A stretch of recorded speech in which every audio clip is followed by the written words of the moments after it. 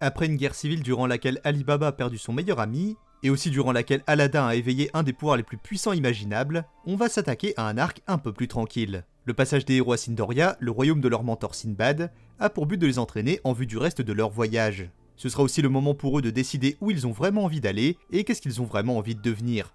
Bref, c'est un tournant dans l'histoire de Maggie. Mais ce n'est pas parce qu'ils prennent le temps de se poser qu'ils ne seront pas dérangés, bien au contraire. L'arc Sindoria est un arc relativement tranquille. J'insiste sur le relativement, il est tranquille par rapport à la guerre civile de Balbad qu'on a abordée dans le point précédent, mais l'entraînement des protagonistes n'empêche pas les antagonistes de revenir en force à la toute fin. Et il est primordial non seulement parce qu'ils doivent s'entraîner pour aller plus loin, mais aussi car il nous montre les progrès qu'ils ont fait durant leur séjour chez Sinbad. L'occasion pour Shinobu Otaka de développer les mécaniques qu'elle a déjà implémentées, et d'en ajouter quelques nouvelles pour étoffer encore son univers. C'est aussi l'occasion de nous présenter un nouveau personnage qui, même s'il est faible et inexpérimenté pour l'instant, risque d'avoir une grande importance dans l'intrigue à l'avenir. Je vais prendre le temps d'expliquer pourquoi cet arc est important, mais aussi pourquoi, à l'image de ce dont j'ai déjà pu parler ici, cet arc Sindoria est une réussite. Mais avant, je vous invite à vous abonner si c'est toujours pas fait. J'essaye de publier des points sur Maggie assez régulièrement, mais je parle aussi d'autres choses, et si mon travail vous intéresse, vous pouvez cliquer sur le petit bouton en dessous de votre écran, et en attendant, il est temps de parler de Sindoria, un arc d'entraînement, mais pas que. Après la guerre civile de l'arc précédent, les héros se reposent à Sindoria, le royaume de leur ami et mentor Sinbad, mais aussi un pays qui fait partie de leur nouvelle alliance politique. C'est là qu'ils apprennent de nouvelles façons de combattre, ou qu'ils améliorent celles qu'ils possédaient déjà. Par exemple, Ali Baba rentre dans la seconde catégorie. Le support dont il se servait pour invoquer l'épée d'Amon, et même pour se servir des flammes de base de son djinn, a été brisé. Et Sinbad lui donne quelque chose pour le remplacer, un poignard qui lui a été offert par le père d'Ali Baba, et qui a donc la même valeur affective pour ce dernier. Il va lui falloir passer un peu de temps avec pour pouvoir vraiment se lier avec, mais tout porte à croire que ce sera son arme principale jusqu'à la fin du manga. Il découvrira aussi qu'il existe une autre forme du revêt-arme, c'est ce qu'on appelle le revêt-mage. Je crois d'ailleurs que dans le point précédent, j'ai utilisé ce mot-là alors qu'il s'agissait du revêt-arme. Je remets un peu les choses au clair, le revêt-arme c'est le stade 1, c'est l'invocation d'une arme simple, et le revêt-mage c'est le stade 2 qui prend carrément la forme d'une armure, voilà. En ce qui concerne Morgiane, Sinbad lui apprend qu'il existe une façon pour elle de gagner en puissance, ce qui risque de s'avérer nécessaire parce que la force surhumaine à elle seule risque de ne pas être suffisante face à des pouvoirs aussi puissants que ceux qu'on a déjà vus. Quand un guerrier côtoie un être qui possède un écrin pendant un certain temps et qu'il partage beaucoup de choses avec lui, il peut devenir ce qu'on appelle un lige. Symboliquement, ça signifie qu'il possède une partie des pouvoirs de son roi, en l'occurrence Ali Baba avec Amon. Morgiane choisit de prendre les chaînes qu'elle portait quand elle était esclave et choisit d'en faire son écrin personnel. C'est une façon de montrer qu'elle a fait le choix de faire de ses anciens traumatismes sa force pour aider ceux qui l'ont sauvée. On verra un peu plus tard de quoi un lige est capable, mais passons au personnage principal maintenant. Comme Judal l'avait expliqué, les Magis sont des mages avant tout, ce qui signifie qu'ils se battent à l'aide de sorts. Et pour ça, Aladdin doit en apprendre auprès d'un magicien, ou plus précisément d'une magicienne, qui fait partie de l'alliance de Sinbad. Ce personnage fait d'ailleurs ressortir le côté fan de Bzez d'Aladdin, et ce running gag ne sera jamais pas drôle pour moi. Ce personnage va nous renseigner sur le fonctionnement des sorts. Si on exclut ce qu'on sait déjà à propos de la façon de se battre des Magis, c'est-à-dire qu'ils font appel au pouvoir de tous les rocs comme source d'énergie, la magicienne enseigne à Aladdin que les sorts ne sont qu'une suite d'instructions, dont l'ordre est unique à chaque fois. La fin de ce passage est marquée par une soirée, où les personnages principaux disent clairement ce qu'ils veulent devenir.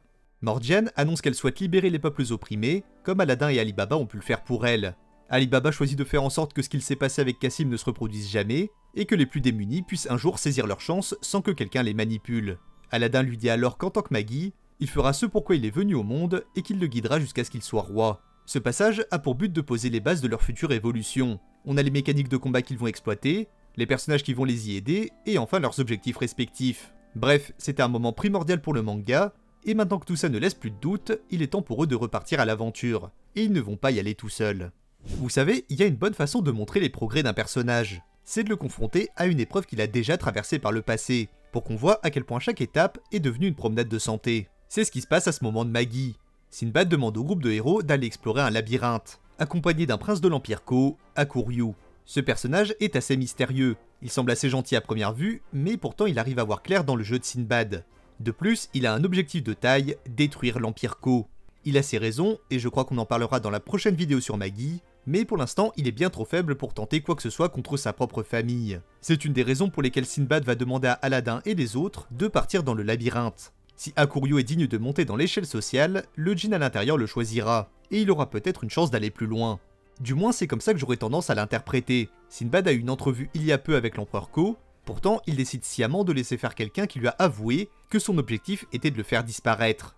Il semble même prêt à l'aider à atteindre son objectif, puisqu'il dit à Hakuryu qu'il en sait bien trop peu sur lui-même pour progresser dans ce sens. C'est pour cette raison qu'il lui demande d'aller à la rencontre d'Alibaba et des autres pour gagner en expérience et en maturité. On peut se questionner sur le pourquoi de ce comportement de la part de Sinbad. Est-ce que c'est personnel? Sinbad voudrait la destruction de l'Empire Ko autant que Hakuryu? Ou est-ce que c'est juste par curiosité qu'il agit de cette façon, et qu'il est simplement décidé de voir comment les choses vont évoluer? Depuis le début, le personnage est présenté comme quelqu'un qui se soucie de l'évolution du monde, donc pour moi, les deux possibilités se tiennent. Mais on n'aura pas de réponse à cette problématique pour l'instant, donc autant se focaliser sur le labyrinthe que les protagonistes doivent explorer. Ils se trouvent sur une petite île reculée, où ils retrouvent les frères d'Alibaba qui se sont exilés là suite au coup d'état. Ils font aussi la rencontre de 3 personnages un peu mystérieux, qui feront une réapparition à la toute fin. Le labyrinthe en soi n'est pas compliqué. Comme je l'ai dit un peu plus tôt, il a principalement pour but de montrer les progrès de chacun des héros du groupe. Aladdin se défend avec les sorts qu'il a appris, Alibaba avec son épée, et Morgiane fait la démonstration de son pouvoir en tant que lige. Elle est capable de diriger les chaînes qui sont reliées à ses bracelets comme un prolongement de son corps, ce qui lui permet de se mouvoir encore plus facilement. Elle est presque capable de voler avec ses nouvelles capacités, même si elle ne les maîtrise pas assez pour s'en servir comme elle le veut. Celui qui est le plus à la traîne en revanche, c'est Hakuryu. Il a peur de tout ce qu'il attaque, et même s'il a des bases en combat rapproché, il n'emmène pas large face aux monstres. Ce qui n'est pas si étonnant étant donné que c'est la première fois qu'il est exposé à une chose pareille. Il s'en veut pour sa faiblesse, et dans un premier temps en tout cas, il sert surtout de faire valoir pour les autres. Il en vient à les agresser et à dire qu'il n'a pas besoin de leur aide. Mais chacun répond en lui signalant que s'ils sont si forts, c'est généralement parce qu'ils ont vécu des moments difficiles. Et que pour certains, ces moments les hantent encore.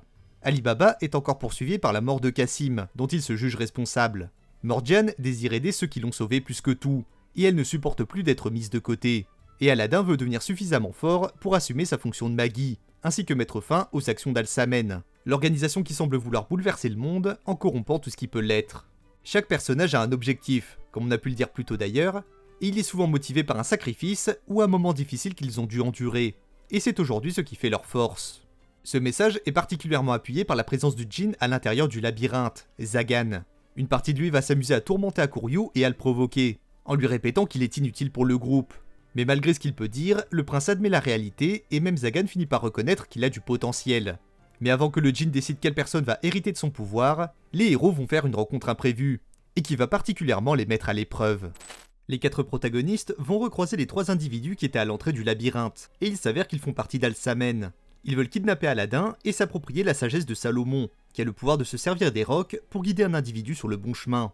Ils possèdent chacun un écrin noir qui leur procure les pouvoirs d'un djinn, et ce qui est évident quand on voit leur façon de se battre, c'est qu'ils savent bien mieux s'en servir que Alibaba. Ils connaissent le revêt mage et peuvent donc transformer leurs écrins en armure complète. Ils surpassent Aladdin et Alibaba en tout point, mais le Magi arrive tout de même à se servir de la sagesse de Salomon pour ramener une de leurs ennemis à la raison. Enfin, façon de parler, ils se contentent juste d'éliminer les rocs noirs qui l'entourent. Les rocs noirs naissent des personnes qui se mettent à haïr leur destin.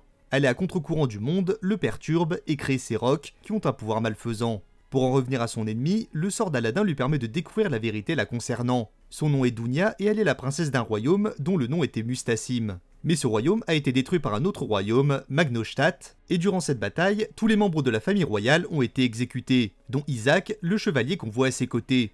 La personne qui accompagne la princesse n'est qu'une invocation de celle-ci, créée pour l'empêcher de continuer à souffrir. Le combat est assez impressionnant, malgré la différence de niveau technique entre les deux camps. Alibaba change la forme de son revêt-arme et arrive à atteindre Isaac, et Aladdin utilise donc la sagesse de Salomon pour éliminer les rocs noirs de Dunya, ce qui lui enlève en tout cas la possibilité de les utiliser pour gagner en puissance. Comme avec Cassima Balbad, Al-Samen a profité de la situation pour manipuler la princesse et la faire se joindre à leur cause. Aladdin lui apporte enfin la paix et libère définitivement les rocs d'Isaac qui rejoignent le flux. Cette organisation ne reculera devant rien pour arriver à ses fins, mais on apprend quand même que Hakuryu les intrigue puisqu'il est le favori de Judal. A ce stade, on ne sait pas vraiment à quel point ils sont puissants, mais on sait qu'ils sont derrière beaucoup de conflits entre les différents royaumes, donc on peut supposer qu'ils agissent depuis des années, voire peut-être même des dizaines d'années. Mais même si ces ennemis-là sont vaincus, et si Zagan a choisi Hakuryu comme son hôte, le conflit ne s'arrête pas là. En effet, la personne qui accompagnait la princesse a envoyé un serpent qui a mordu le prince, et pour couronner le tout, d'autres membres de Al-Samen les attendaient dehors. Les héros n'ont aucune chance, puisqu'ils sont épuisés de leur combat précédent, mais ils finissent par être sauvés par leurs mentors respectifs. Quand je les vois en combat, je me dis que chacun d'entre eux représente ce que pourraient être les héros s'ils atteignaient le maximum de leur potentiel. Masrur, le mentor de Morgiane, est lui aussi un lige, et sa façon de se battre lui permet de rivaliser sans effort avec un porteur d'écrin noir. Le professeur d'Ali Baba est lui aussi un lige, et arrive à vaincre son adversaire sans vraiment de difficulté non plus. Et la mentor d'Aladin est probablement la sorcière la plus intelligente qui existe. Même s'ils étaient courts, ces combats étaient ultra impressionnants, autant pour le fond que pour la forme. Les techniques étaient étonnantes, et les dessins qui les représentent m'ont mis une sacrée claque. Tout ce passage au sein du labyrinthe était intéressant. Les héros sont passés d'un stade où ils étaient relativement en maîtrise de ce qui se passait, à un autre où ils se sont retrouvés confrontés à leurs limites, face à des gens qui sont bien plus forts qu'eux. Et ces deux moments se sont enchaînés sans aucune transition. Quand j'ai lu ça pour la première fois, je ne m'y attendais pas du tout, et je dois dire que ça m'a marqué. Il a aussi contribué à l'évolution du personnage d'Akuryu, qui est passé de faible et orgueilleux à quelqu'un digne de porter un djinn en lui. On va le voir devenir plus puissant à l'avenir, et quand on voit son but final, je suis curieux de voir ce qu'il va devenir. Mais même si Alsamen a été vaincu à la sortie du donjon, ils n'en ont pas fini avec Sinbad et nos héros. En parallèle des événements du labyrinthe de Zagan, Judal décide de s'en prendre directement à Sindoria. Il vient pour parler avec Sinbad d'Aladin, dont il sait qu'il faut se méfier. Je crois que c'est là qu'on l'apprend dans l'histoire, mais Aladin n'est pas censé exister. En effet, depuis la nuit des temps, il ne peut exister que 3 magis simultanément dans le monde. Or, Aladin est le 4e, et il semble être le seul à posséder la sagesse de Salomon. Judal sait parfaitement qu'il est unique, et c'est à cet instant précis qu'on commence vraiment à voir le côté sombre du roi de Sindoria.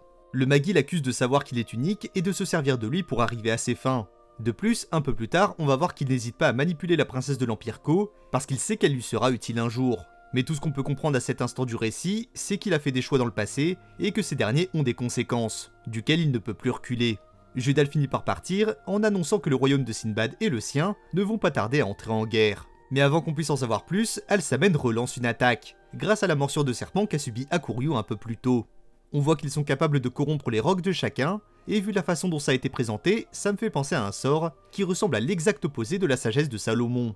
Les mages de Alsamen appellent ça la corruption funeste, et elles sollicitent la création de rocs noirs chez leurs victimes, ce qui les vaut de se transformer en roi noir. Le sort a atteint Sinbad et Ali Baba. Même si cette corruption peut s'en prendre au roc d'une personne, ce qui semble être impossible en temps normal à en croire les personnages, Sinbad peut carrément absorber les rocs noirs sans que cela n'affecte son comportement. Le mage d'Alsamen se fait battre, mais pas sans nous faire comprendre que le roi de Sindoria serait à moitié démoniaque. On ne sait toujours pas ce qui s'est passé dans sa vie, et je pense qu'il est un peu tôt pour lire le spin-off Sinbad no Boken, mais ce qu'il vient de se passer est assez clair. Le roi illégitime a bien un plan, et il se pourrait qu'il en vienne à devenir un antagoniste. L'attaque du groupe de l'étoile ne dure pas longtemps, quelques chapitres à peine si je me souviens bien, pourtant je trouve qu'il a apporté beaucoup plus d'informations importantes que tout le passage des héros dans le labyrinthe. On en apprend enfin plus sur les vrais dessins du roi de Sindoria, et on sait enfin quel est le but de Alsamen. Quand Aladin tente de sauver Ali Baba des effets du sort, il fait la rencontre du mage du groupe de l'étoile, qui lui révèle qu'ils font ce qu'ils font afin de mettre fin au destin. Ils souhaitent libérer le monde de ce qu'ils voient comme une prison, mais ils doivent pour ça ne reculer devant rien, puisqu'ils doivent s'en prendre à ce qui régit ce monde depuis sa création. On a donc affaire à une organisation qui veut littéralement refaire le travail de Dieu. On peut même en conclure qu'ils veulent carrément le défier, reforger le monde selon de nouveaux principes, mais évidemment on peut douter de leur morale quand on voit de quoi ils ont été capables en moins d'une dizaine de tomes. Aladin étant une anomalie dans ce monde, c'est très certainement à lui que va revenir le choix de diriger l'univers dans une direction ou dans l'autre. Je pense que l'arc Sindoria, si on peut l'appeler comme ça, s'arrête ici. Et même s'il a été riche en surprises et en révélations, je vais quand même porter une critique qui me semble importante. Le rythme est très irrégulier et ça m'a dérangé quelques fois. Vous savez, j'ai eu une sensation que rien de grave n'allait se passer pendant quelques chapitres, puis d'un coup un ennemi très fort apparaît pour les prendre par surprise. Et c'est pas ça le vrai problème. Le problème, c'est que Shinobu Otaka nous fait le coup 2 ou 3 fois d'affilée. Les 3 ennemis dans le labyrinthe, ça marche. Mais Alsamen qui les attend à la sortie, plus leur attaque durant la fête à la fin de l'arc, m'ont juste donné l'impression d'étouffer. On n'a vraiment pas le temps de respirer 5 minutes, et je ne doute pas que c'était l'intention de la mangaka, mais c'est un aspect qui m'a gêné pendant ma lecture. En revanche, pour un moment qui me semblait être juste un arc d'entraînement comme il en existe des milliers, je peux dire que j'ai eu plus qu'il n'en fallait pour être satisfait. On a vu la direction dans laquelle les protagonistes voulaient aller, leurs progrès respectifs face à Zagan, de quoi le prince de l'Empire Ko fraîchement introduit est capable, et par-dessus tout, on connaît le but final de l'antagoniste du manga, et on en sait un peu plus sur la personne qui est leur bienfaiteur à ce stade, mais qui affiche une part d'ombre de plus en plus visible. Il est même possible que Sinbad devienne le boss final, dépassant Alsamen ou n'importe quel autre individu de cet univers. Bref, l'arc Sindoria m'a eu par surprise, et malgré la petite critique que j'ai pu émettre, c'est encore une fois un excellent arc, et j'ai hâte de voir à quoi va ressembler la suite. Merci à tous d'avoir regardé ce 3ème point sur Magi, j'espère qu'il vous aura plu. Si c'est le cas, n'hésitez pas à vous abonner à la chaîne, c'est la façon la plus simple de soutenir mon travail, de liker, ça me fait juste plaisir, et de me dire ce que vous en avez pensé en commentaire. Est-ce que vous êtes plutôt d'accord avec mon avis, ou est-ce que vous pensez que je suis passé à côté de certains trucs? Je vous attends dans l'espace commentaire, et sachez que je lis tous ceux qu'on me laisse. Vous pouvez aussi me suivre sur mes autres réseaux, Twitter et TikTok surtout, mais en attendant merci d'avoir suivi la vidéo jusque là, merci de me suivre, et en attendant la prochaine vidéo, je vous dis à la prochaine.